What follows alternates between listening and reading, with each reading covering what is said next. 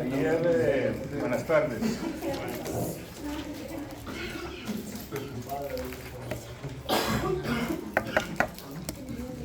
Se me olvidó explicar algo. El tema de voltaje, que también le llamamos potencial, ¿verdad? Si tenemos un punto por ahí, esta es la idea general. Yo quiero saber cuál es el voltaje producido en ese punto debido a estas dos cargas. Lo primero que tengo que hacer es conocer exactamente la distancia que hay desde cada carga hasta ese punto. Por ejemplo, R1 y R2, que serían en este caso las dos distancias, ¿de acuerdo? Como tenemos una fórmula para el potencial que nos dice que el potencial V es igual a K por Q sobre R. Y aquí, que es lo que nos mencioné ayer también, al igual que en el cálculo de energía electrostática, los signos cuentan, los signos de las cargas, ¿se acuerdan? Cuando calculamos energía electrostática tenemos que considerar los signos. Entonces, el voltaje 1, que es el que se debe a la carga 1, aquí tengo carga 2, por ejemplo. El voltaje 1 sería K por Q1 sobre R1. Voltaje 2 sería K por Q2 sobre R2. Podemos hacer a priori lo siguiente, ¿va? Como esta carga es positiva, para la carga 1, el voltaje 1 lo dejamos positivo. Esta es negativa, entonces lo pondríamos negativo. Quiere decir que el voltaje total en ese punto, o mejor dicho, el voltaje en el punto P, ¿verdad?, sería igual a la suma algebraica de esos dos valores. Entonces quedaría así en este caso. ¿De acuerdo? Es para que lo tomen en cuenta. Que vean, es una suma, gracias, pero no me gusta. Esa suma es una suma algebraica,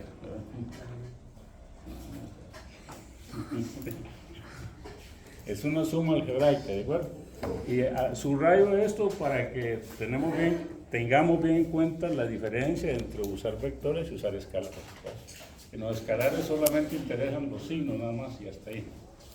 Ya vectorialmente pues tenemos que usar trigonometría, Pitágoras y todo lo demás. Esto es porque esta fue la última pregunta del ejercicio que dejé ayer, ¿se acuerdan? Quieren que lo trabajen, lo desarrollen y comparen ustedes. Si hubiera una tercera carga, pues habría un R3 y dependería también del signo de esa carga, ¿vale? Si tuviéramos otra carga negativa, por ejemplo, con una tercera distancia, R3, pues ahí otra vez tendríamos así, el negativo K sub 3 sobre R3. ¿Estamos? En este caso, ingeniero, R3 sería la misma distancia que R1. No. Sí, porque se parece, pero cada carga tiene su distancia hasta el punto. Eso ustedes van a saber de alguna manera qué distancia es, ¿verdad? Podría ser igual, pero no necesariamente, al igual que la magnitud de las cargas. Por eso que hay que asegurarse la magnitud de las cargas, el signo de las cargas y la distancia desde cada carga hasta el punto. Eso es todo. Para calcular un voltaje. ¿Ingeniero? ¿Sí? Allá.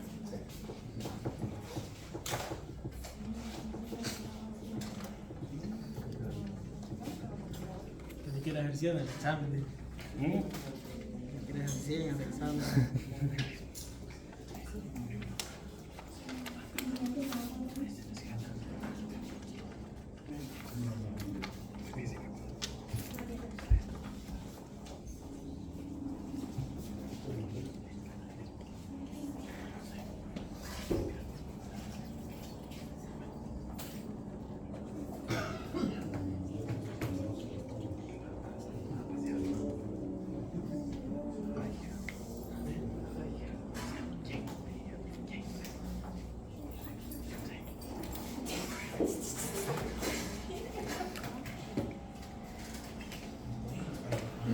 otra pregunta con esta parte? Continuamos entonces. Hay casos en que tenemos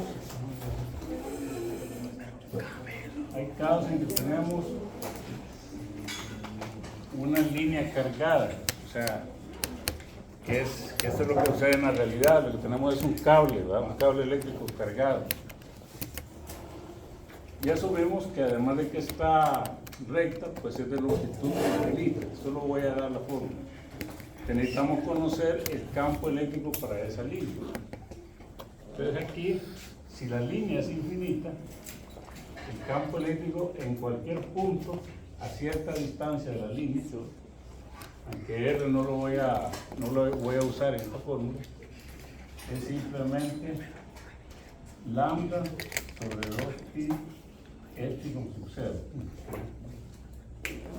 Lambda, ya voy a explicar cada cosa, lambda sobre 2pi epsilon sub 0. Lambda es lo que se llama densidad lineal de carga.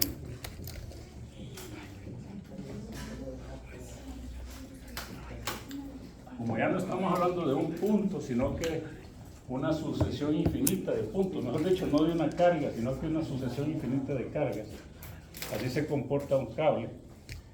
Entonces lo que tenemos a lo largo de un cable o de una línea de la que no importa el grosor, lo que tenemos es una densidad lineal de cargas. Densidad lineal de cargas es cuando tenemos cierta cantidad de carga dividido entre cierta distancia. Pero es que cuando hablamos de una densidad de carga, un ejemplo sería, por ejemplo, 10 coulombs por metro. Esa es una densidad lineal de carga. Entonces, si asumimos, repito, si asumimos que la línea tiene longitud infinita, el campo se va a comportar así. ¿Qué es epsilon sub 0? Esto se conoce como constante de permisividad, así como estoy escribiendo, permisividad del espacio libre. Constante de permisividad del espacio libre.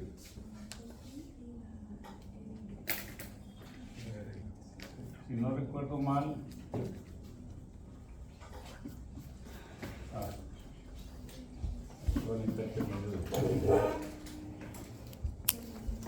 les dije que K siempre es 9 por 10 a la 9, pero K surge precisamente de este número.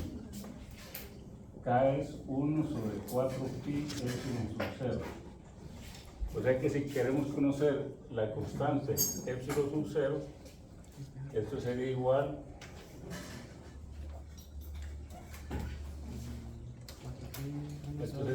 a 1 entre 4pi por 10 a la 9. Si me ayudan con ese cálculo, por favor. Es que no estoy seguro si es 8.85 por 10 a la menos 12. Ese sería el valor de esa constante. Pero verifíquenlo, por favor. Vamos a ver, 8.84 dividido por 41 por 10 a la menos 3. 84, lo ponen todo. Ahí está. 8.84 por 10 a la menos 12. Ese es el valor de esa constante, que se conoce como constante de permisividad del espacio libre. Aunque la frase es larga, pero nos da una idea de cómo el vacío absoluto del espacio permite el viaje de estos campos, del campo magnético, del campo eléctrico, ¿verdad? Precisamente del uso de esa constante es que se dedujo la velocidad de la luz. O sea, primero se descubrió esta constante y luego se dedujo la velocidad de la luz y posteriormente se demostró.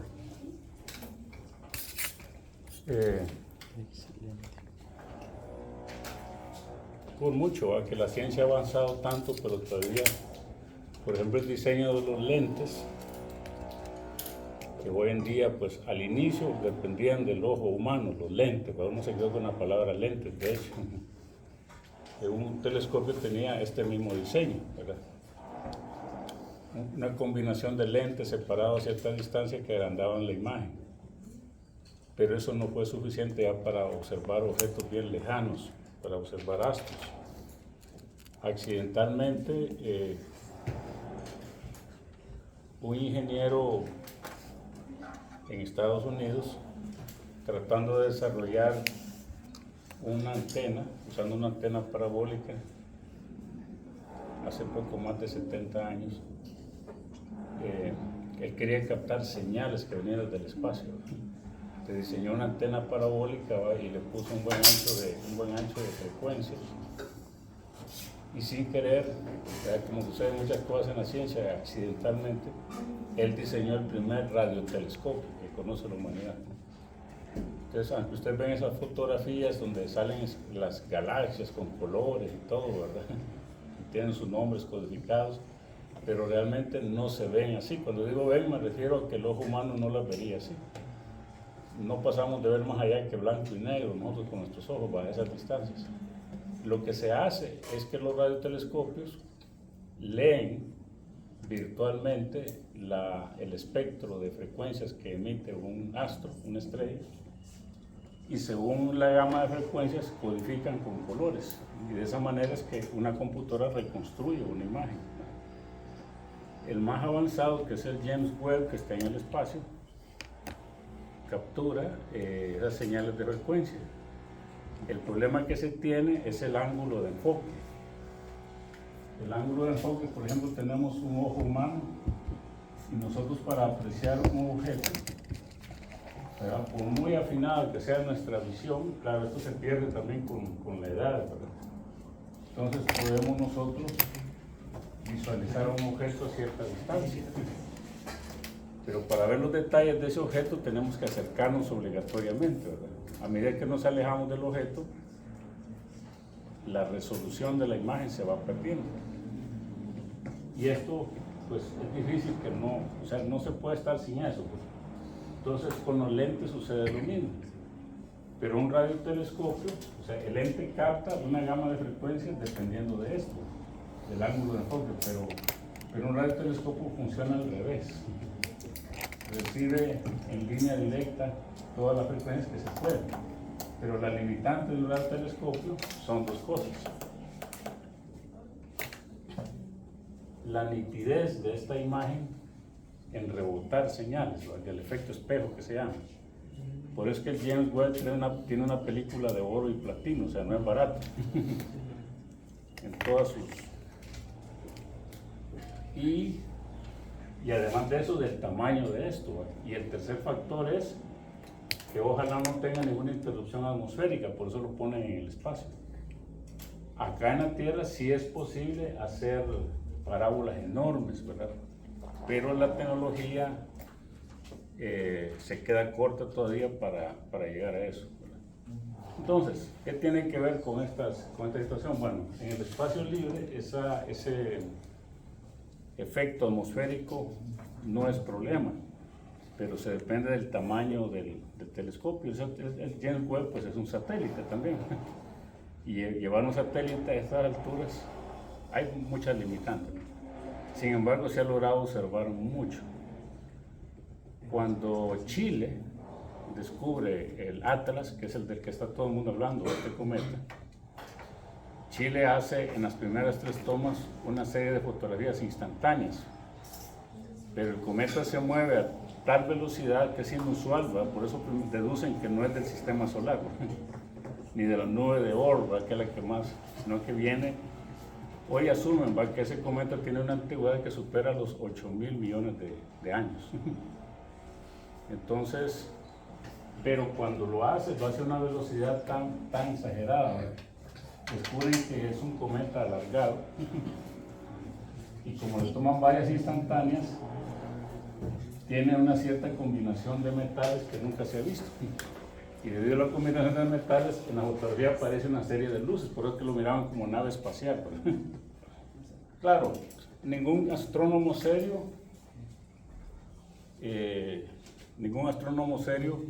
se pudo sacar conjeturas, eso lo hace la gente en las redes y todo eso. Ellos saben que se trata de un cometa. Permítanme, por favor.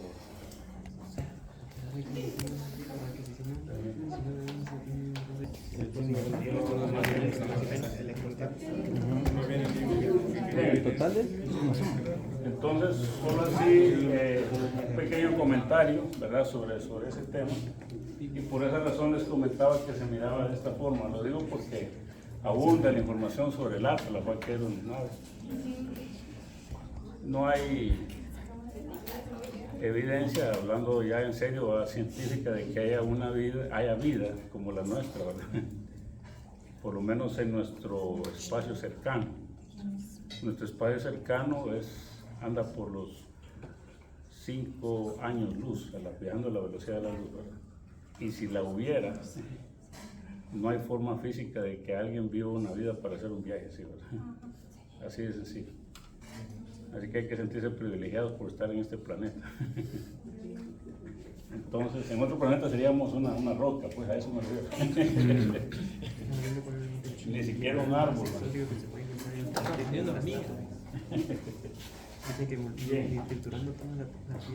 Entonces, esa es la fórmula cuando es una línea recta. Cuando es un área infinita, ya no estoy hablando de una línea recta, cuando es un área infinita, el campo eléctrico a cierta distancia R de esta lámina, que la consideramos de área infinita, el campo eléctrico es sigma entre 2 Epsilon 0. Sigma. ¿Verdad? Este es lambda y este es sigma.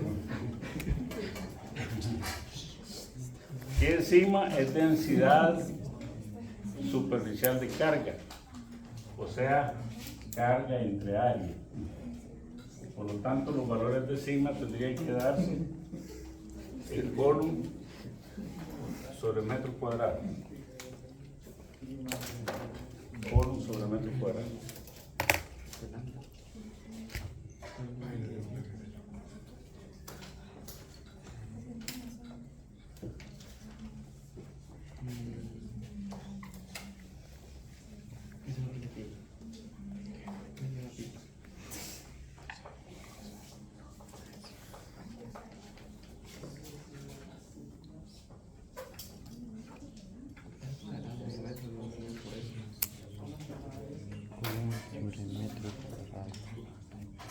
¿Qué es la E?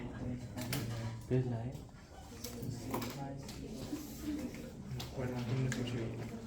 Podría darse el hecho de que tengamos dos placas cargadas una frente a la otra y vamos a tomar un área en relación, ¿verdad? O sea, como un círculo que pudiéramos cortar de cada una de esas dos placas o áreas conectadas entre sí. Y por supuesto tiene que haber un campo eléctrico entre ellas. Esta es la placa positiva. ¿Cómo se llama? No vayan a pensar que es un cementerio de eso, por favor. Es la negativa, ¿verdad? Me fui a la película de la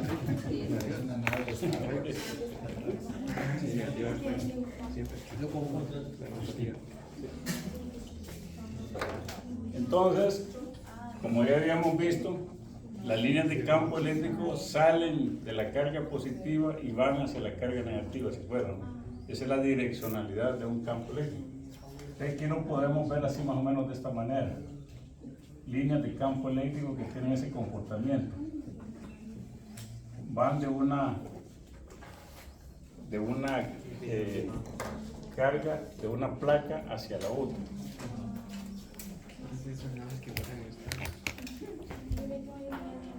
Si colocáramos una partícula cargada, un electrón, ¿verdad?, que sería una partícula de carga negativa entre las dos, debido a ese flujo del campo eléctrico, a la presencia de ese campo, la partícula se vería arrastrada hacia la placa positiva, si fuera un electrón, ¿verdad? Porque es atraído. Recuerden que el electrón tiene carga negativa y la placa, esta sería la placa positiva. Entonces, no importa dónde lo pongamos, en cualquier punto de eso donde está en la línea, se vería atrapado y dirigido a la otra. Si fuese un protón o una carga o un ion positivo, se vería desplazado hacia la placa negativa. Entonces, este se movería hacia allá Ay, qué basura. y ese se movería hacia allá. Después le enseño a la placa. Entonces, lo que estamos viendo, que mañana pues espero verlo ahí mediante una simulación, lo que estamos viendo es un viaje de cargas, un viaje de partículas, debido a la presencia del campo eléctrico que se produce por las dos placas, por la carga de las dos placas. Hasta que se da entonces un flujo, usando lo que vimos en mecánica de fluido, ¿verdad? Tendríamos un flujo de cargas eléctricas. Ya sea que vayan de izquierda a derecha o de derecha a izquierda, como fuera el caso, tendríamos un flujo de cargas. Y a ese flujo de cargas es a lo que se le llama corriente eléctrica.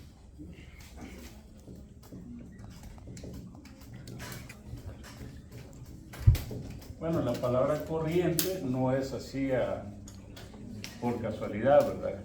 Uno observa un río y ahí tenemos una corriente de agua, ¿verdad?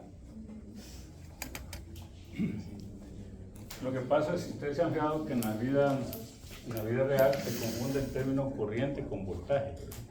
La gente dice hay corriente, hay voltaje, bueno, ya físicamente es diferente, ¿verdad? Y también se confunde con energía, ¿verdad? Entonces son tres cosas diferentes cada una: corriente, voltaje, energía. Entonces ahí tenemos que el flujo de carga es toda la corriente eléctrica. La corriente.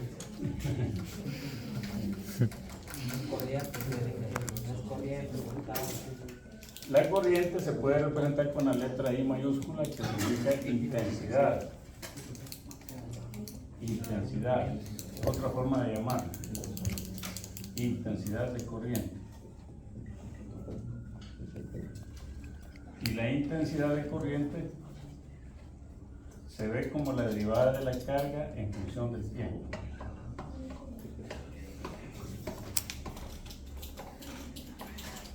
Ahí lo vemos, o podríamos decir también delta Q entre delta T, es lo mismo, pero en forma de diferenciarlo diríamos de esa manera. Quiere decir que tiene unidades de coulombs sobre tiempo, o coulombs sobre segundo.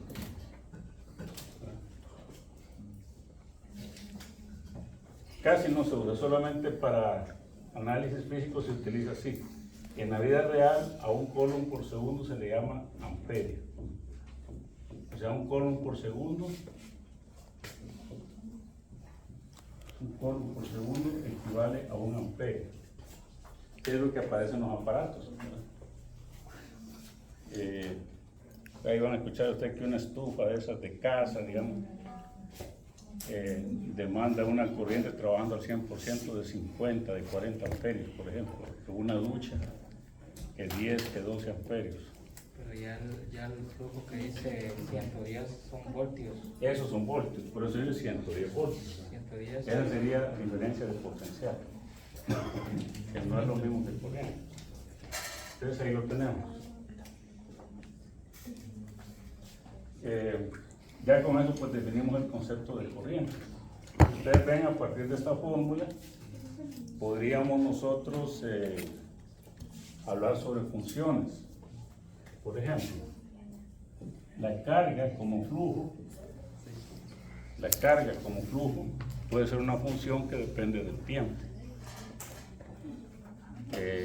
Me refiero a que si pudiéramos contar, de hecho se hace en la vida real, cuánta carga se transfiere de un punto a otro, cuántas cargas o cuánta carga eléctrica se transfiere, eso puede ser funcional. Por ejemplo, algo como esto, mira, 1000t menos 0.5t al cuadrado, ¿verdad? 1000t menos 0.5t al cuadrado.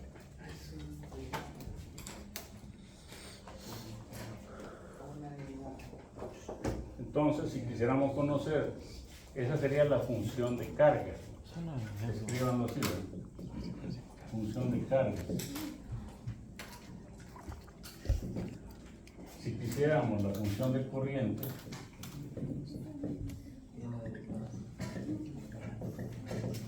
entonces tendríamos que y en el tiempo sería igual a la derivada de esa función en el tiempo. ¿Cuánto es la derivada de eso? 1000 menos t menos t menos t Menos T, ¿verdad? No está. 1000 menos se T. pasa en medio y bajando se cancela.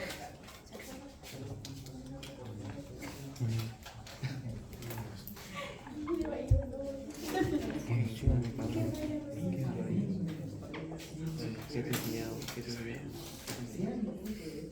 Se ve mucho.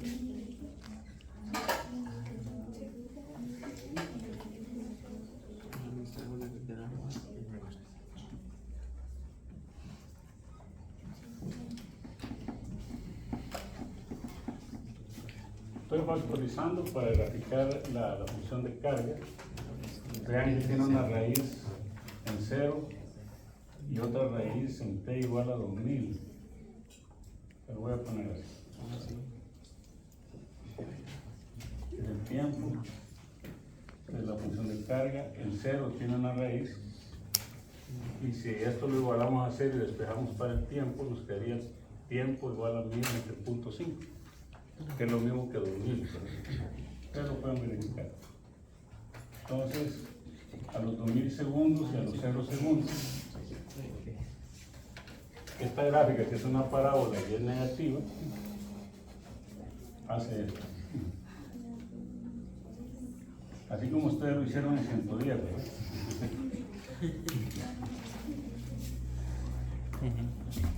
¿Sí? Ahora, ¿qué significa esto?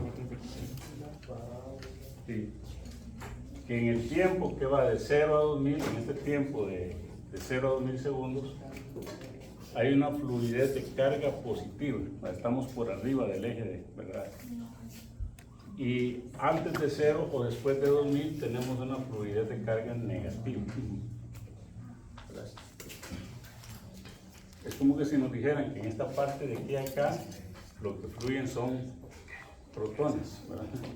Y después de 2000, porque antes de 0 no cuentan, para efectos prácticos, entonces después de 2000 segundos, tenemos un flujo de carga negativa, o sea que tendríamos el flujo de electrones.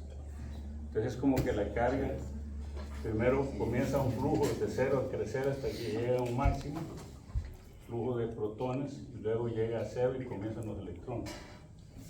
Es una manera de verlo así matemáticamente.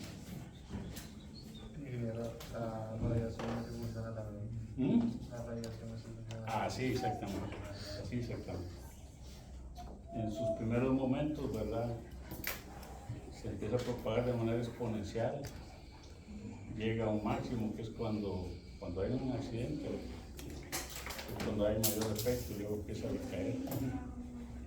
Pero lo hace realmente de manera, ahí son los logaritmos naturales.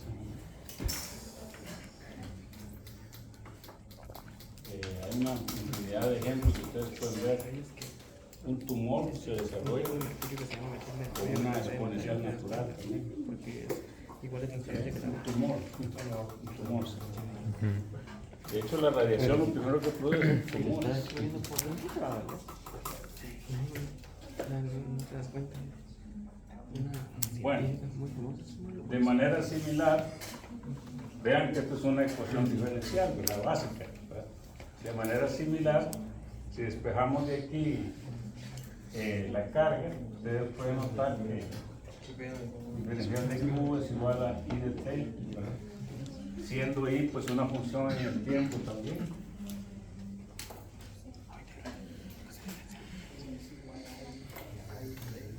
Muy bien. Y por lo tanto, podemos encontrar una función de carga que sea la integral de la corriente. O sea que si conocemos una función de corriente, como esta, por ejemplo, podemos integrar esa función, meterla en la integral, ¿verdad? Y encontrar la función de carga, el proceso contrario.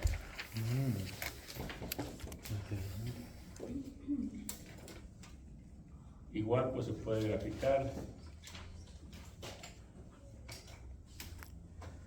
Ya para este caso, Para este examen, pues ustedes van a estar con todas las herramientas, ¿verdad? ¿A qué se refiere? Yo lo permito. ¿Cuál? ¿Como fórmula? ¿Y a qué se refiere con herramientas? Lo que me interesa es el análisis que ustedes le den. Bueno, escucha, eso como que escucha más difícil, ¿no? Mejor en papel. Sí, Mejor en papel. Usted había dicho, ingeniero, que el examen todo era afuera o Es aquí. Es aquí en silencio, sí, para que cada quien en su mundo y en su examen. Siempre lo hago así. Puede invocar a Tesla. Ahí.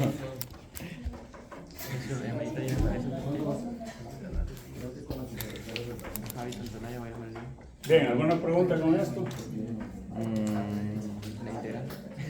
Vimos el concepto de corriente eléctrica.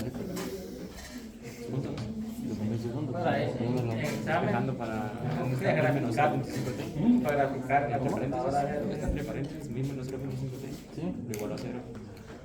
Las fórmulas que tienen que ver con la densidad lineal de carga y la densidad de carga superficial, pues depende del valor de densidad si va a ser el campo. Solo tenemos que dar esos valores, ¿verdad? Por ejemplo, porque no hice ningún ejercicio de eso. Supóngase que yo tengo aquí un cierto campo E en cualquier punto entre las placas, ¿verdad? Y que ese campo eléctrico es igual, digamos, a 100 voltios por metro. Recuerden que era una forma de nombrar el campo eléctrico. Y que se me preguntara encontrar cuál es la densidad de esas placas, la densidad de carga, esto lo igualamos a esa fórmula, ¿verdad? ¿Cierto? Para una. Solo lo hago en base a una, porque si esta tiene la cierta cantidad de carga, esta tiene que tener la misma cantidad de carga. Yo siempre ustedes solo despejo para sigma es igual a 2 épsilon sub 0 por 100. Y ahí me va a salir la densidad de carga. ¿De acuerdo? Solo despejamos sigma. Lo mismo sería para una línea. Doy un valor de campo y habría que despejar para lambda, al revés. Entonces ahí tendríamos nosotros mi valor.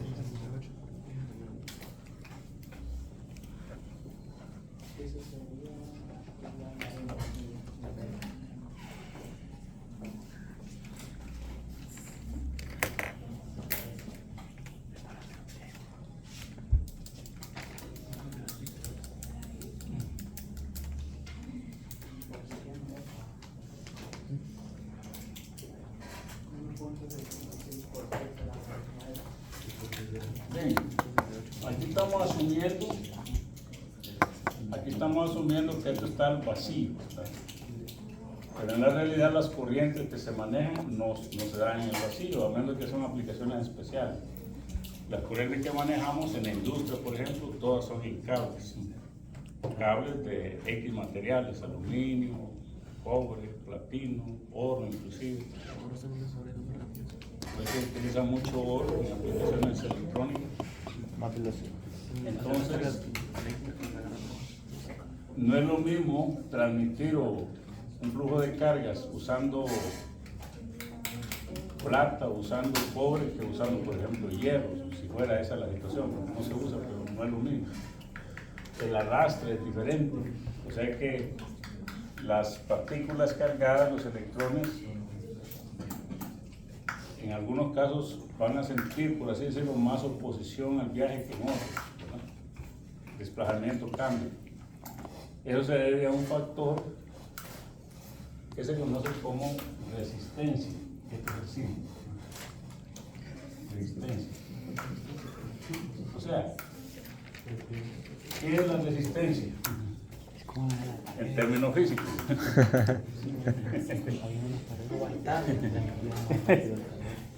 Ya voy a armar un solo lío aquí. ¿Qué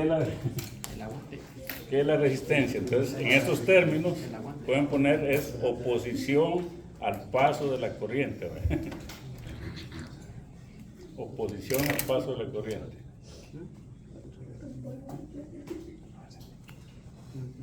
Hay un área del conocimiento dentro de la filosofía que se llama fisicalismo. Tal vez lo vieron en filosofía.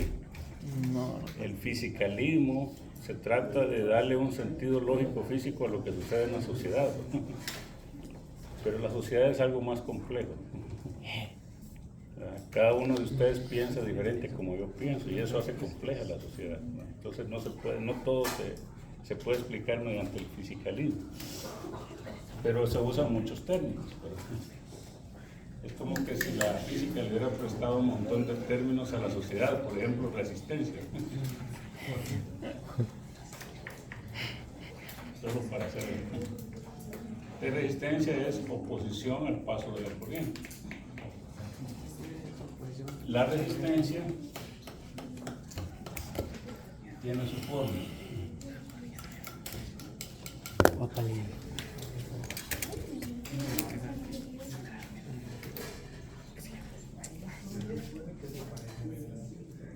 Aquí el término, esta es otra letra griega, el término rho. Dice rojo. Rho significa resistividad.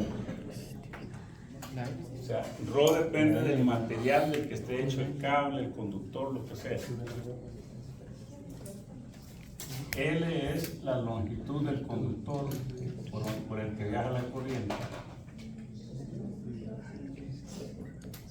Conductor o conducto. Y A es el área transversal del conducto. Transversal. Vamos a ver. ¿Qué es un área transversal? ¿Se acuerdan de eso?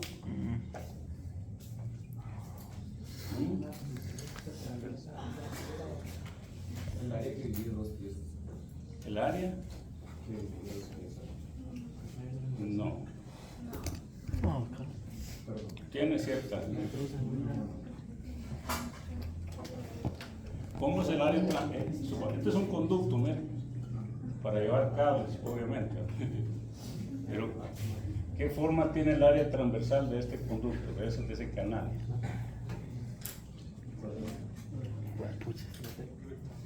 Rectangular, pero si ustedes quieren ver el área transversal, tienen que ver esta área de este lado. Y es el área transversal, ¿me explico? Podríamos atravesar, la palabra transversal es área atravesada. Podríamos atravesar una aquí, entonces ya quedaría separado los dos, ¿verdad? ¿Cómo es el área, de qué forma es el área transversal de un tubo PVC? Correcto, ¿verdad? Eso lo aclara ahí. Esa es área transversal. ¿De acuerdo? Entonces, el área transversal del conducto, el conducto va de segunda forma del conducto, porque puede ser un conducto cuadrado, así como ese, un canal, o puede ser también un conducto redondo, ¿verdad? Como los tubos que normalmente conocemos. Pero ahí tenemos área transversal del conductor. El valor de resistividad depende, como dije, del material, ¿verdad? Y hay tablas para eso. Entonces, finalmente, para terminar esta clase, vean en su celular tabla de resistividad de material o simplemente tablas de resistividad. Y denme una.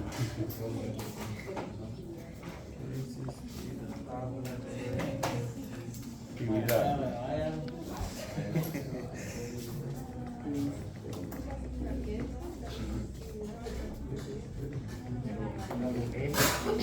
El aluminio, por ejemplo. 2.65 por 10 a la menos 8. El aluminio 2.65 por 10 a la menos 8. por 10 a la menos 8. Esta la van a encontrar así, ¿ves? 1 sobre ohm. Y, no. No, estoy mal. Ohmios Por metro. Ohmios por metro. Y deme la del cobre. 1.41 por 10 a la menos 8. 68. Vean la diferencia, ¿verdad? Por cierto, el ohmio, este símbolo aquí que no lo estoy haciendo bien, es este, ¿eh? Es el omega mayúscula del alfabeto griego. Ohm, ¿verdad? Es la unidad de resistencia. Unidad de más alto. Pero vean la diferencia entre estos dos. O sea, el más resistivo, el que presenta más resistencia es el aluminio. El cobre presenta menos resistencia. Por eso se utiliza más el cobre, pero es más caro que el aluminio. Pues el aluminio es más abundante que el cobre. Vale, ahí dependió la economía de Chile durante décadas, ¿verdad? Pero ahorita ya eso bajó para ellos. Entonces cada vez el cobre está más profundo. Entonces es más caro extraerlo.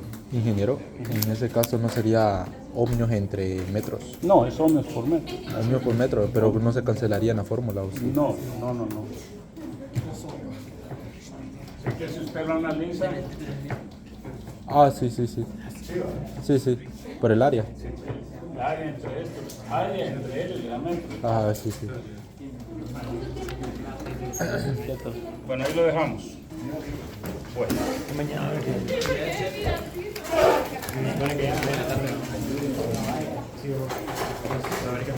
No decía que.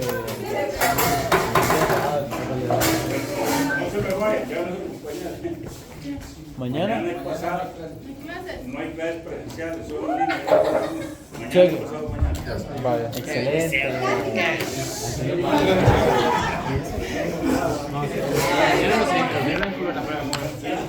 Mañana no sé por qué. Porque bueno no quiere.